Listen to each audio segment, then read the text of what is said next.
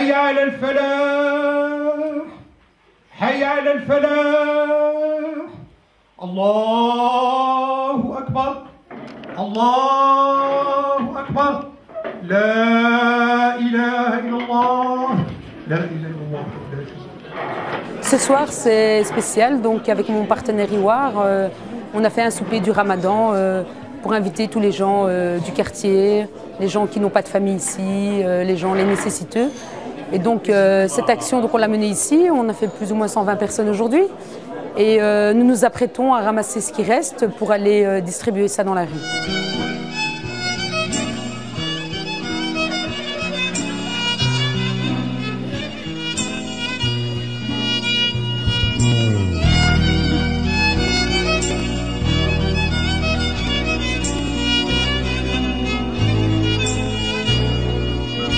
Alors je pense que c'est très important qu'on ait des associations, donc un tissu associatif local qui puisse offrir une rencontre telle que celle-ci, une rupture du jeûne, et qui surtout ouvre cette rupture du jeûne à l'ensemble des citoyens forestois et qui envisage aussi d'aider les plus démunis. Je pense que de nos jours, dans nos sociétés, il y a des gens qui vivent des situations dramatiques et qu'à un moment de rupture du jeûne, on puisse exprimer sa solidarité. Je pense que c'est quelque chose de très important. Mais réveille-toi ma pauvre fille, on est dans la vraie vie. Et le samedi en question, maman elle a vraiment accepté de le rencontrer. Pour le recevoir, elle est allée au marché, elle a acheté de nouveaux rideaux, de nouvelles housses pour les sidéries, les fauteuils de chez nous.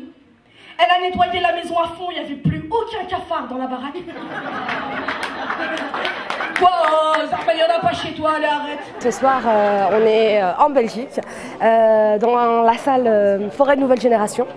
C'est un repas qui a été organisé pour se retrouver tous ensemble et aussi pour ensuite apporter de la nourriture aux nécessiteux. Donc voilà, les mamans se sont attelées, chacune a préparé un petit quelque chose, une a fait de la harira, l'autre a fait des gâteaux, l'autre a fait des mhajib, chacune a fait quelque chose. Et on a eu un magnifique repas, on a même attrapé des gens dans la rue pour leur dire vous avez envie de venir partager un repas de Ramadan, marhaba bikoum. On a ramené des Turcs, il y avait des Noirs, des Arabes, des Blancs, il y avait de tout, c'était super. Bon, j'avoue qu'il n'y a pas que pour les cheveux en fait que j'ai toujours rêvé d'être noire, c'est parce que je trouve que les femmes noires, elles ont trop de classe. Franchement, quoi qu'il arrive, dans n'importe quelle situation, même quand elles ont tort, elles ont raison quand même. Mais vraiment, la dernière fois, il y a une maman noire, elle monte dans le bus, elle ne met pas de ticket, elle avance comme ça. Et là, le chauffeur la regarde, elle lui dit madame, titre de transport. Elle fait...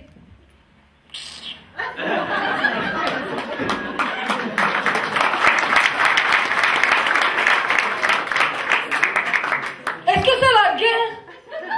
Mais tu peux te demander poliment, non? C'est pas la guerre, non? Ah, je vais mourir!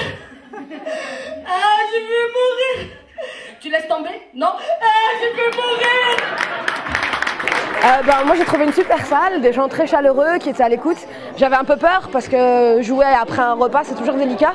Donc les gens sont un petit peu occupés à discuter, à se retrouver entre eux. Donc tu as toujours peur qu'ils ne soient pas venus pour toi, tu vois. Et puis finalement ça s'est très bien passé. Ils ont tous été à l'écoute, les papas, les mamans, tout le monde, les petits jeunes. Et il y avait des bons rires dans la salle et je suis contente. À la fin il y a une standing ovation, il y en a qui se sont levés. C'est magnifique.